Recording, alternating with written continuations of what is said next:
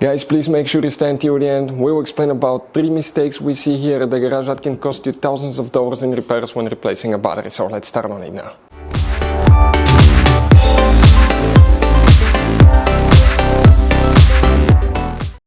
Hey guys, welcome back to Auto Repair guys. Thank you guys for watching and subscribing to the channel. Today will be super helpful video to any of you having a new modern vehicle.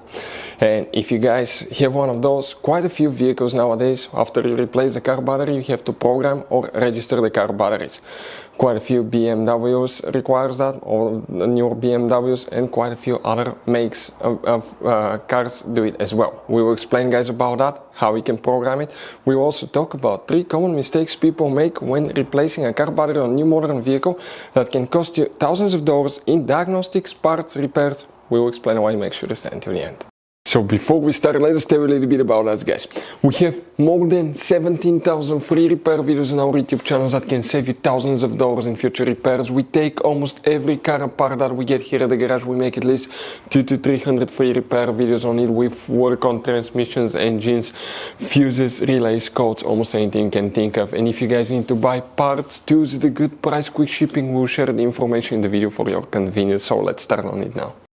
So guys, how do you register the battery? We'll talk about that, then we'll explain about common mistakes people make guys, okay, when replacing batteries on these vehicles. It's quite complicated to replace a battery, but it's doable yourself without much knowledge. I want to show you guys what we're going to do. Let's come here now.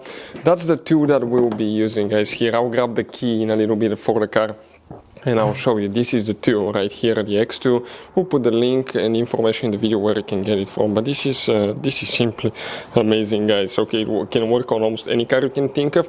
You can access every computer system. You can do programming, coding, multiple things, and it can definitely pay itself off in one-time use. And this is the OBD connector here. So we're going to go ahead and we need to find the OBD port, which is under the dash, usually under the steering wheel. See, that's the steering wheel. You come right here underneath, and here, okay, let me show you. That's the OBD port right there. We're going to go ahead, push it in, install it there. Perfect.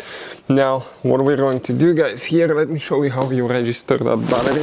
We're going to come inside the vehicle. We need to make sure we have good voltage, steady voltage. You might need to recharge your battery even if you put a new one. Sometimes when you buy them off the rack, they might have a little bit lower voltage if they stayed for a long time. Now here guys, once the vehicle is on, let me show you, okay, what we need to do. We go to special functions. In special functions we go to BMS reset right here, and here we're going to select Europe, BMW. It's connecting now. It's going to communicate with the vehicle, and once it finds out guys, okay, you can see we replace the battery. The clock is not set. Okay, we will explain what's going to do now. Check it out. Okay, it's reading the VIN number now, it's decoding. It will take a little bit of time. I want to show you the whole process guys. I'm not going to stop it so you know how long it's going to take. It's loading the data, it's going to decode the VIN number, and it's going to give us the exact make, model, year, engine specifications that the car comes with. And it loaded the BMW software, okay, 2010. So we'll give it some time now. Okay, and one thing guys, okay, you gotta make sure that when you do that, okay, the lights, the dash lights are on. So do not press the brake pedal, okay, no pressing the brake pedal, but press the start stop button twice, okay, and when you do that, you will have the lights on. So we're still waiting, and it should be any minute. Sometimes on some models it takes a little bit longer than others. Sometimes it's quite fast. Okay, display, let me turn the light off now. Okay, what it says here, display distance reading at last battery exchange and one before last. So we can see that one. Okay, you can see the last time that it was registered. If the battery Fanari capacity was installed currently, the new battery capacity will not be displayed, blah blah blah blah blah. And you can see, so it's not. But here now, service function finished. We're going to go, we need to, excuse me, I need to go back and select the make and model. It's going to connect and we'll continue.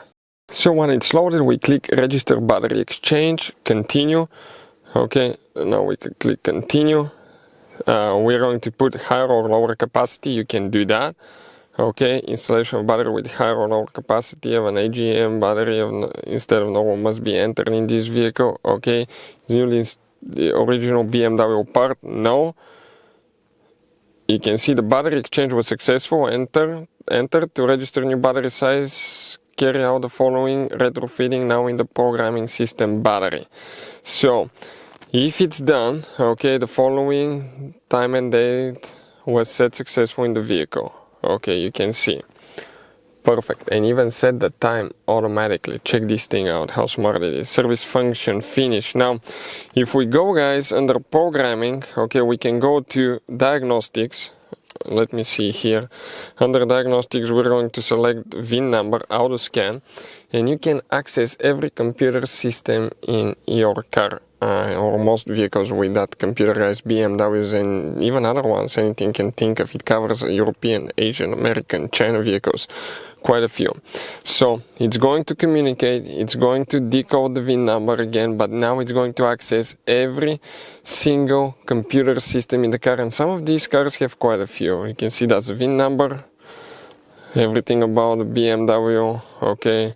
Before entering, please make sure the vehicle is safely parked. Yes, just read the guys. Okay, it will automatically, in some cases, turn the ignition on, turn it back on. It will recirculate all that stuff. Automatic switching in progress. Please wait. It's scanning now, and it's going to give us all the computers. System selection or service functions. You can see you can go to here to maintain. You have different ones: maintenance, correction, software reset. So now if you go to, okay, let me show you service functions. That's for maintenance, for body. Okay, you're going to see all the things that it's going to give us here. I want to show you quick, guys. Okay, seat powered by, you can see rain, running lights, all kind of things that can be security function. Okay, chassis, powertrain, parking brake if you're replacing rear brake pads. Most newer vehicles have the power parking brake with the motors, so you need to do that. But otherwise, you go under system selection. Let me see, under, you're going to go here and you're going to find, okay, quite a bit of information on all these guys. You can see chassis, battery here, parking brake, and under body is where most of the things would be for the body components. And if you go to service functions, for instance, for BMW, you go to body right here, powered by, and here battery reference, record battery replacement, evaluate battery state of charge, power down order. So you can see you can do it through here, and you can even add if you need to do different sizes. Register battery, the same thing you can do through here. Now battery reference, okay, it's going to load the information here, and after you drive it, it's going to give you the charging, how much time the battery spent in each cycle. So you can even see, guys, okay, if the battery is good, bad, how much it spent in certain percentage. So that will be calculated by the BMS, the battery monitor sensor. So these new vehicles are quite, guys, okay, complicated. That's why you need to record the batteries, but that's how you guys do it. Let's talk about the 3 mistakes people make when replacing battery now. So for these new modern vehicles, guys, it could be any make. 3 mistakes we see here at the garage. You have to check the old original battery. If you bought the vehicle used, check the service manual or the manual on your car, guys. But if it requires AGM battery, it will state on the battery AGM, okay? And for instance, on this one right here, AGM. AGMs are more stable, they have deeper cycles, they last longer, and they provide current that is actually, guys, more stable. And these new vehicles, some of them will have up to 40-50 different computers that talk to each other constantly. You have on top of that functions such as the automatic start, stop, turning engine on and off at traffic lights. You know, the engine dies, turns off, and you give it gas and it fires automatically, it turns on to save fuel, but that puts stress on the battery. And if your vehicle requires AGM, but you don't give it AGM, it may act really possessed all of a sudden. You may have warnings, engine lights, transmission problems. You may spend thousands of dollars on mechanics, diagnostics, tools, parts that you don't even need. All we had to do is get the right size battery, the right kind of battery. Mistake number 2, guys. Now, when people replace the battery, I want to show you here something. It's very important to know which battery terminal to disconnect and reconnect first. If you do it the wrong way, guys, okay, what will happen, you can burn modules, computers, ABS, traction controls, any of those up to 40, 50 modules that you have. And it did happen to us. We burned ABS module on a Mercedes back in the day, cost us $2,000. That's why we made a special video on our YouTube channel about which battery terminal to disconnect first. Check it out. Mistake number 3, even if you're replacing the battery with the exact same size, even if it's let's say original BMW battery, you still put exactly the same battery, you still have to program it on some vehicles. Not all of them, but if it requires it, you have to do it.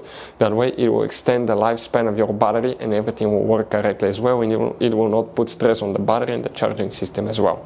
Those are some of the most common things we see here at the garage. Hopefully the video will be helpful. Thank you for watching. See you next time.